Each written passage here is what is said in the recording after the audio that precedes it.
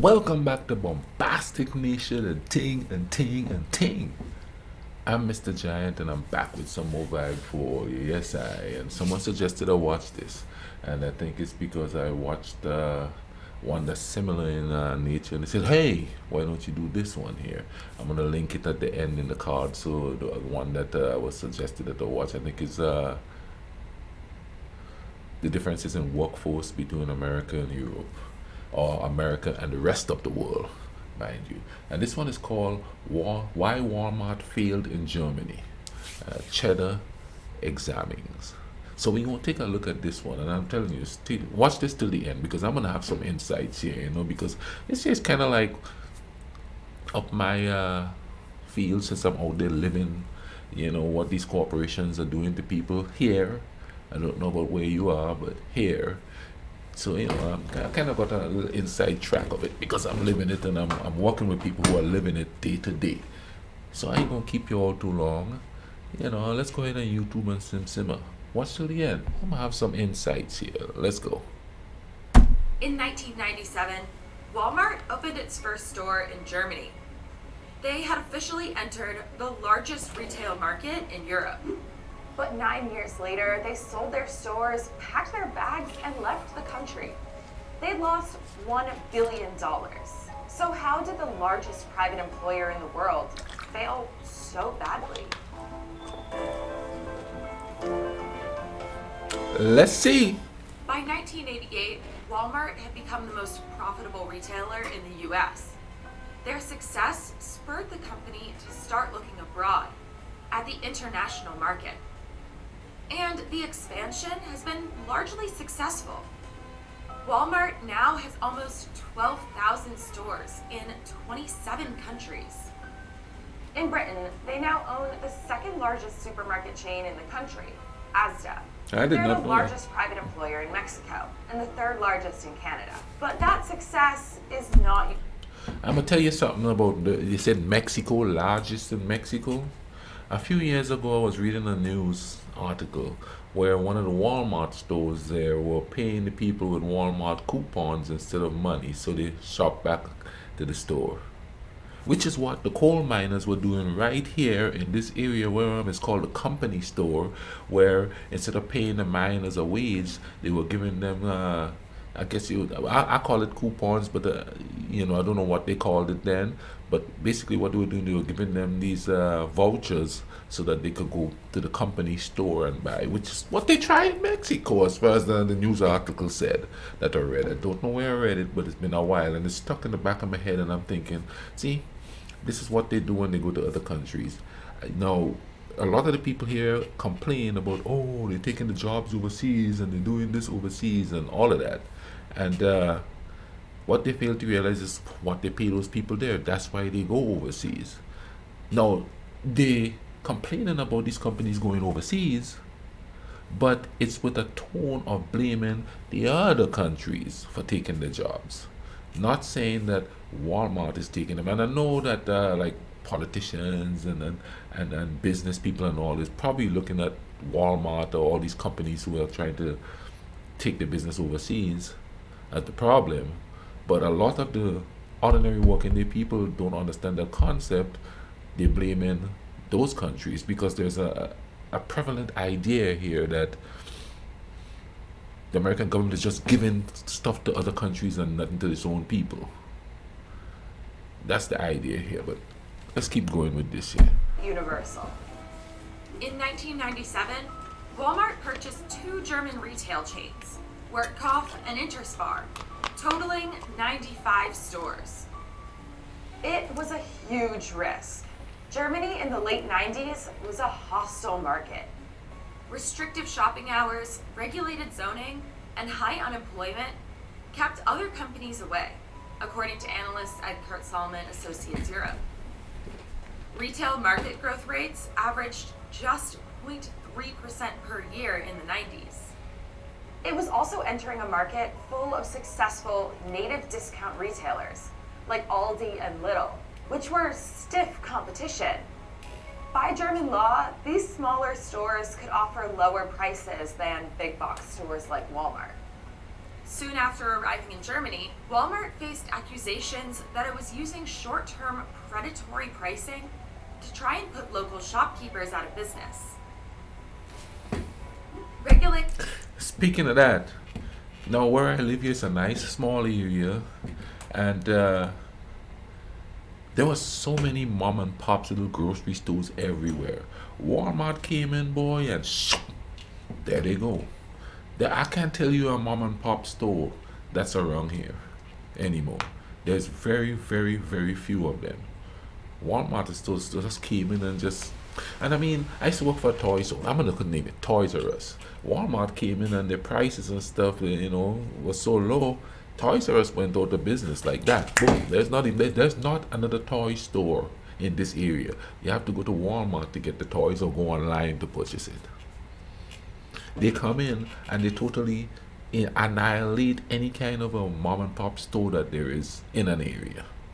And I see this happen in this area, and because I think this area is so small, you could actually see the effects of that happening. It just totally wipe out all the small stores. Now I work for a grocery store, but that one is a big one too, because they own stores regionally here, and then they own stores in other parts of the country, only they give it different names. Now it seems that like they did Walnut had a different name there, as far as I could tell. Of course, they have to, go as far as the culture is concerned. It's a sort of an assimilation tactic or something like that, to make it seem like, hey, we want you know what I mean? But they definitely wipe out mom and pop stores. I see it happen here. All these beautiful little mom and pop stores, you go in there and there's a little old lady and, hi, good morning. You know what I mean? That's gone. It's gone. They totally annihilated them, man. It's crazy how that is. But let's keep watching this and see what's going on here, because it's starting to seem like it's more of an economic thing than anything else. How the economy was during that time was one way that contributed to Walmart not being successful there. Regulators had to order Walmart to raise the price of basics like milk, flour, and butter. After that, their prices were too high in comparison to the competition, like Aldi, which ran small, bare-bones stores. The discount retail sector was a lot larger in Germany than in other countries. It was about 40% of the supermarket business, which meant that groceries and daily goods tended to cost around 15% less than the European average. On top of these financial obstacles, Walmart faced a different kind of problem, a cultural problem. The friendly Walmart practices, based on Southern hospitality, were perceived by many to be fake and at odds with German culture. Ooh, yeah. German media reported that Walmart required its employees to start their shifts by engaging in synchronized calisthenics and group chants of Walmart, Walmart, Walmart. This was intended to build loyalty and morale. Walmart also required its cashiers to flash smiles at patrons, which a lot of customers thought was flirty and creepy. That's also how they felt about Walmart greed. That is so true. And I'm telling you for a fact that stuff is fake. For a fact that stuff is fake. And I hate to put it this way, but I work with some of the meanest people, but they have to do that. Hey, how you doing? You find everything you want? Nice day. Honey, sweetie, darling, and all that stuff. And like I said, I'm from a different culture. That stuff gets on my bloody nerves, man. I'm sorry, because it's not authentic. It's not. People who are not normally like that, acting like that, and it's a small area, so people know that people ain't like that. They know they have attitudes. You know what I mean? So and it comes off as fake. It does. Now, I'm naturally like that, I don't call people darling and sweetie and honey and stuff, but I'm naturally friendly with people. So I'm from the island. That's what we do. That's how we are, not what we do. It's how we are. So I'm naturally like that. So, but I know for a fact that that thing is fake, and you could hear it in their voice. The voice go up a couple of octaves. Hello, how you doing? Like, and they call it their retail voice. Yeah, that's what they call it, their retail voice. That's not their real voice. That kind of stuff would work here to a certain degree, but it ain't gonna work in other cultures, because you're not being yourself. You're faking it. And trust me, a lot of people fake it. And for me, coming from a different culture, that's annoying as hell. I hate it. I hate it. I'm walking in the store and you're darling. I ain't your darling. Stop that crap. You know what I mean? But yeah, it's fake. How they felt about I know for a Walmart fact. flavors. Pretty creepy. Creepy People too. found these things strange. Germans just don't behave that way. Hans Martin Poschmann, the secretary of the Verdi Union, which represented 5,000 Walmart employees, told the New York Times. Walmart also imposed restrictive measures on their employees, which they called an ethics code. Walmart required its employees to report if coworkers broke any rules, and if they didn't comply, they could be fired. Walmart also prohibited sexual intimacy and flirting between coworkers, according to the Financial Times Deutschland. A German court eventually struck down this ethics code in 2005. By German standards, Walmart is also anti-union. They didn't understand that in Germany, companies and unions are closely connected. They thought we were communists, Poschmann told the Times. And that is every company. They're trying to bust every union they can right now because they call it communism. Anything to take care of the worker here is considered communism. You ask for more pay so you could pay your bills, communism. You ask for health, better healthcare plan, communism. Yeah, you know what I mean? Everything is communism. And people fall for that. Oh, that's communism. We can't have that. Better healthcare, that's communism. You know, I mean, public healthcare, that's communism. We can't have that. Everything is communism. The dreaded word, communism. That's what they use. See, because communism has a connotation of being evil, and it was taught through the Cold War. And all they're doing is revamping the same ideas to put fear in the newest generation. And in the meantime, the rich just keep taking everything. And I'm talking about the corporations and stuff. You know what I mean? Because, you know, hey, they deserve it. You don't. You deserve to bust your tail for them to have what they have. And you try explaining that to people, they're so busy picking political sides, they can't even see what's going on around them. Let's keep going. Sounds like employees, associates, they're listened to. And without going through union politicians. Of course not. All unions work at is taking a cut out of my pay. Unions strongly opposed the working culture in Walmart. Walmart and German unions never established comfortable relations. All of these obstacles combined led to declining sales. Walmart's German stores had a profit margin of 1% compared to their British stores, which had a margin of 6 to 8%. Germany's top 10 chains made up 30% of the market, but Walmart made up just 3% of the market. Full-time staff in Germany demanded a 19% premium compared to UK workers on average, which drove up Walmart's operational costs as their sales declined. So Walmart withdrew from the country in 2006, offloading 85 of its stores to its local rival, Metro.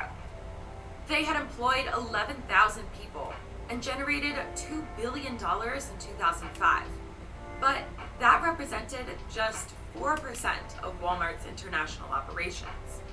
It has become increasingly clear that in Germany's business environment, it would be difficult for us to obtain the scale and results we desire. Michael Duke, vice chairman of Walmart stores, told the Times.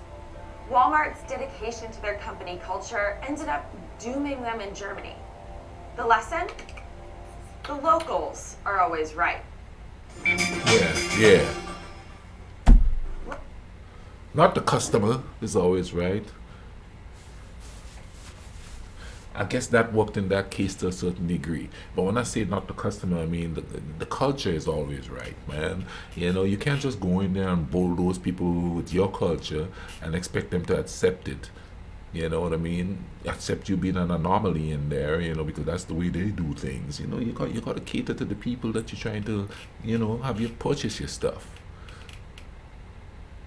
It works fine in like poor countries like Mexico because they need it. They need those businesses to be there to help the economy. Absolutely need it. And I'm not saying Germany didn't need it at the time, but those are prideful people. You can't go in there and tell them people, And I know in my country it's the same thing, prideful. We don't have a whole bunch of fast food restaurants down there.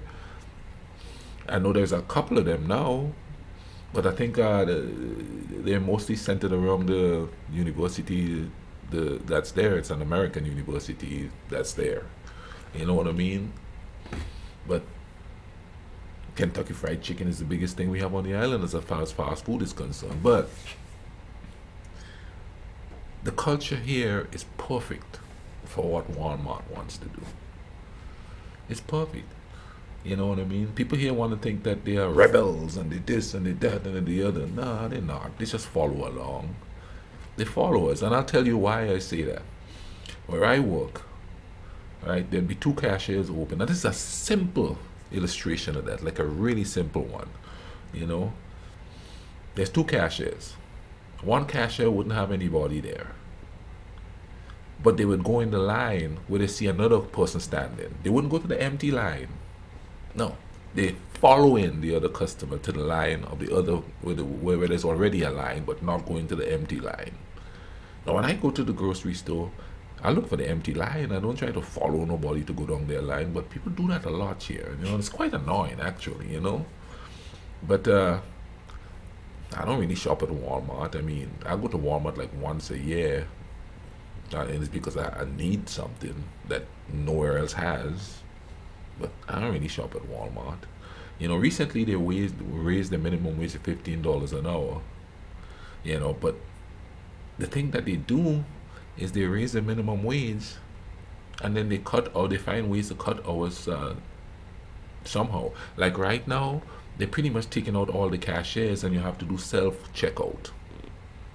So yeah, less people making $15 an hour because they have less cashiers. And they cloak it into progress, which makes the lines longer, because where I work we have self-checkout too, and people go through there with one item and take 15 minutes with that one item. And then they say, oh, it's for customer convenience. No, it's for corporation profit. I guarantee you they ain't doing nothing for no convenience to nobody but the convenience of their own pocket. Correct me if I'm wrong. Hit me up in the comment section. Tell me what you think. But I'm working it right now. You just cut slash 50 hours from the little bit of hours they give recently where I am. How people supposed to survive on that? They don't care. It's said that Walmart employees, a good chunk of the percentage of Walmart employees, work full-time and still have to get government assistance to survive. And I know for a fact it's the same way where I am. A lot of people get money from the government. They can't survive on what they make. Now they could go to Mexico and do that crazy stuff, and the people, what little they get in is more than they would have to begin with. So they could do what they want to them. It's a sad state of affairs, man. Anyway, I'm babbling a little bit, so I'm gonna chill out for a minute. You know what I mean? Hope to see you guys in the next video. Hope you guys watch this one to the end. Hey, we gotta start taking care of each other, man, because I'm telling you, if we don't do it, nobody will. We gotta stop with this whole, especially where I am here. Everything is communism if we try to take care of each other. Everything is communism if we try to get a little help. Everything is, everybody's poor people complaining about poor people all the time. Nobody wants to see anybody, especially where I am, nobody wants to see anybody get ahead. It's crazy. You know what I mean? But anyway, man, you take care of each other, alright? Cool runnings.